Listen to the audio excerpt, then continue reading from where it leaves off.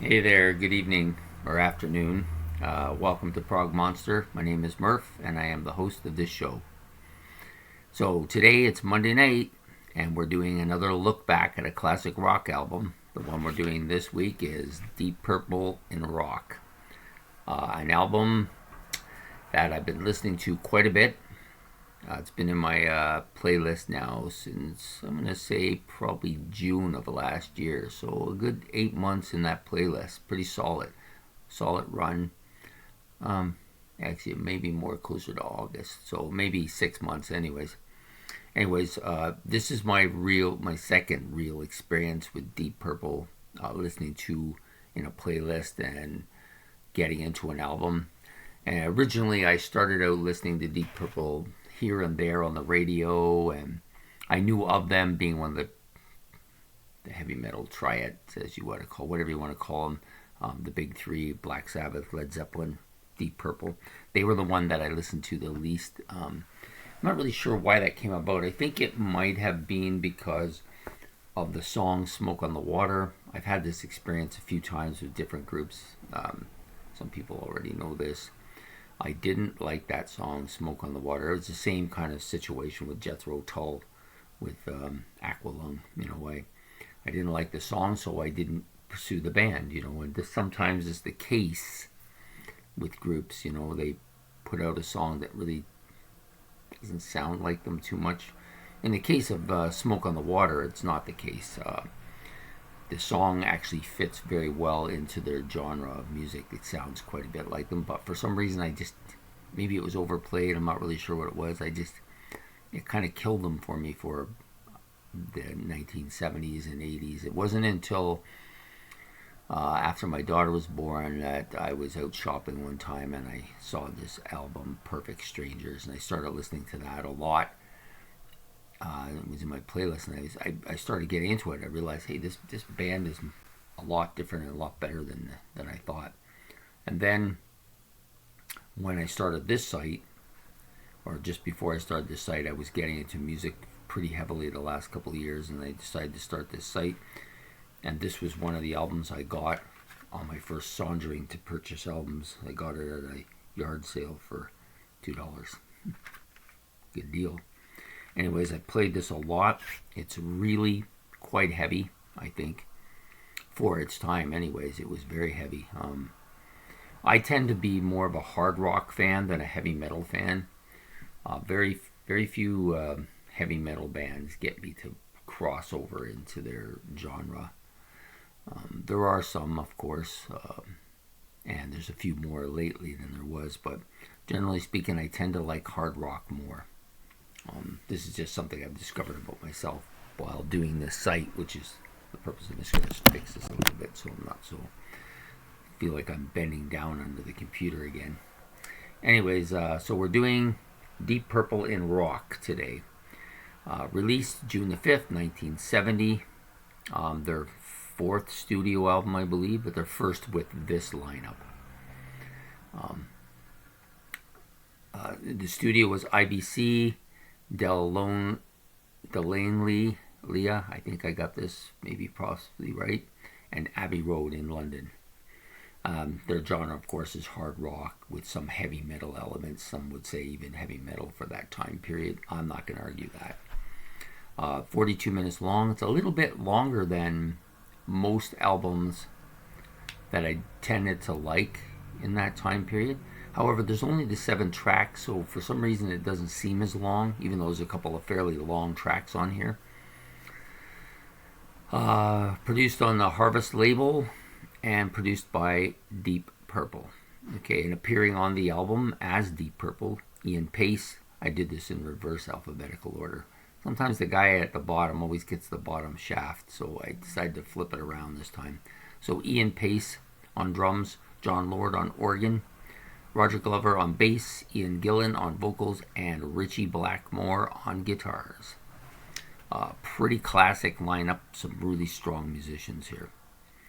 So anyways, the overall feel of the album, I think, is kind of a hard rock, keyboard driven, I think, hard rock, which is a little different than Black Sabbath and even Led Zeppelin, who Led Zeppelin, I think of more of a bluesy band, maybe a little more bluesy, and the vocals are more bluesy, where Black Sabbath is much heavier, harder rock.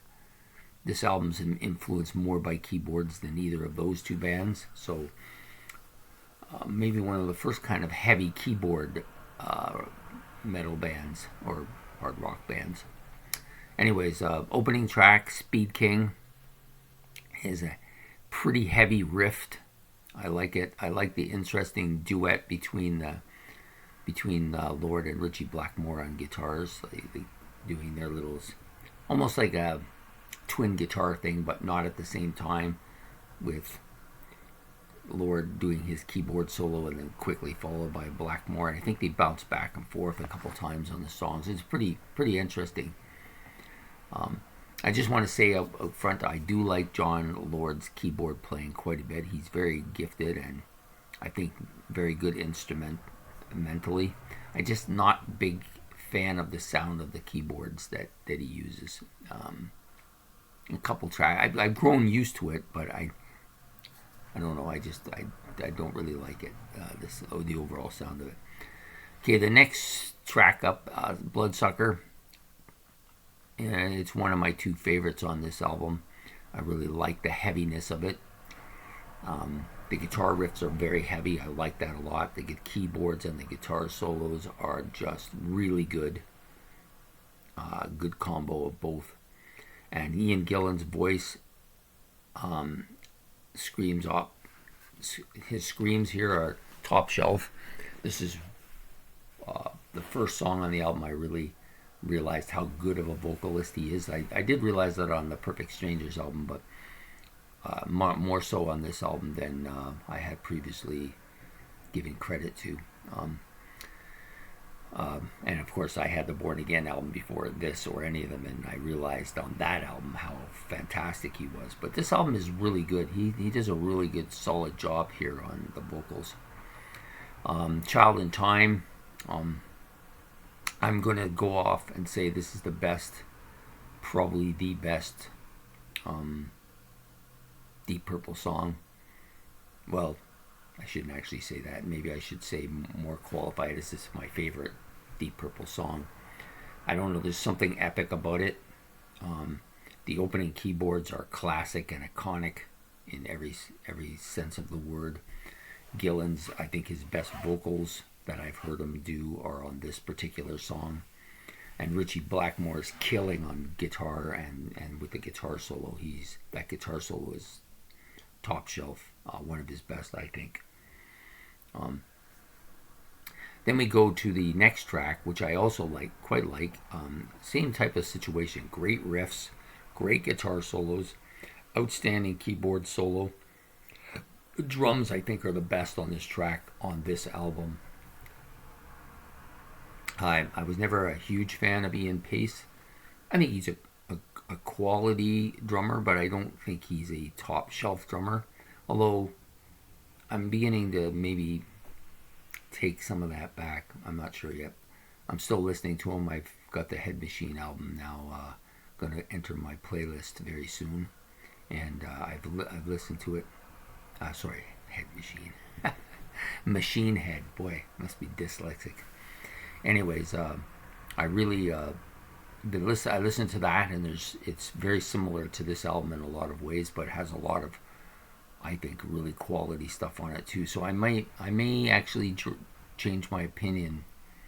And that's what this is about, is change your opinion. Like sometimes you don't hear things quite the way they are until you listen to something for a lengthy time. So the Flight of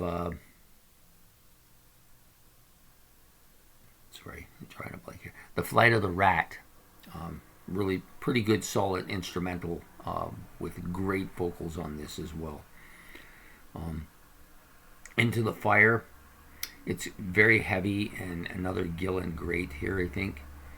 Another song I like. I like most of the tracks on here fairly well.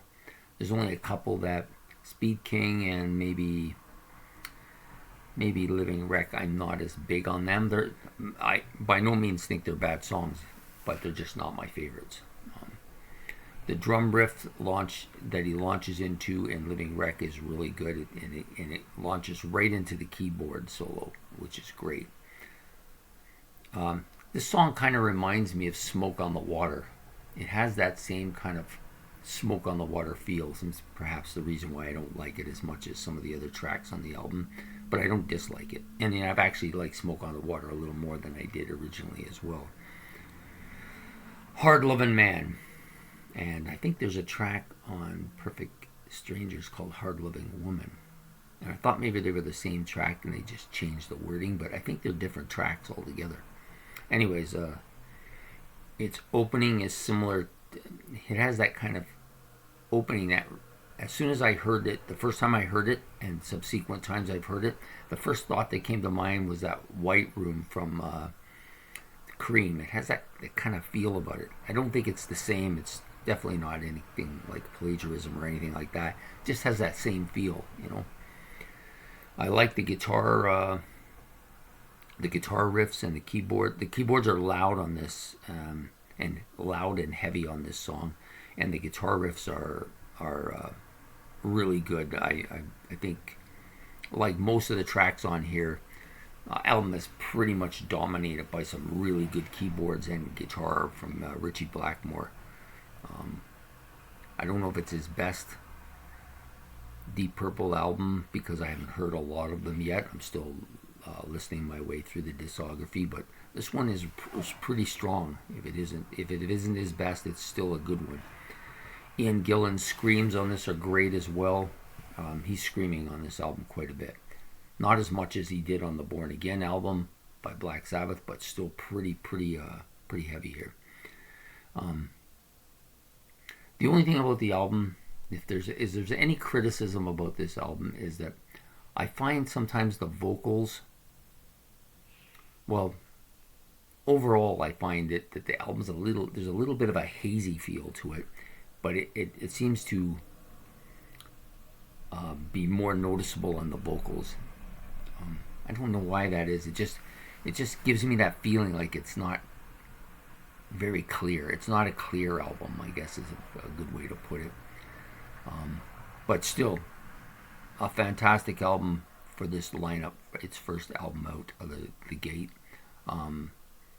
Currently, probably my favorite Deep Purple album, but then I don't have a lot of... I've listened to maybe 3 or 4 of their albums, and not a lot of them in any kind of depth. This one I've listened to, other than Perfect Strangers. These are the 2 I've listened to the most, and I prefer this one. It's a better album, I think, overall. Anyways, my launch into Deep Purple has been, I think, successful. There was a little reluctance as I was going along to listen to them. I don't know, every time I've listened to their album, I've always had this kind of, I don't know if I want to go here. And then I always have the same reaction. After I listen to it for a while, I really like it a lot. And I say, why did it take me so long to get into it? I'm trying to think of another band I've had this experience with. And I just can't think of anybody offhand. There's been bands who I've liked quite a bit initially, and then kind of drawn away from, even if their style didn't really change. But unfortunately, many of them changed in the 1980s, and I drew away from quite a few bands. But I know another band that was coming to mind that I had a hard time getting into, but once I got into, I really like, which is Deep Purple. But also Kansas is another band like this, and I'm sure there's others too, but these 2 are the 2 that I'm thinking of right now, who I started out, and I'm just kind of sluggish and slow about accepting them. But I'm hoping Kansas will be the same as Deep Purple, where even though I started out slow with them, I now really like this album a lot. It's been in my playlist for 6 months, and that doesn't usually happen too long. There's maybe a half dozen albums in the last year that have been able to hang into the playlist for longer than 6 months, and this is one of them. Anyways, there you have it. Deep Purple in rock, great album. I hope everybody enjoyed this video as much as I enjoyed making this video, and if you did, like and subscribe. And that's another Monday night look back. I hope you enjoyed it. Have a good evening. Prog Monster out.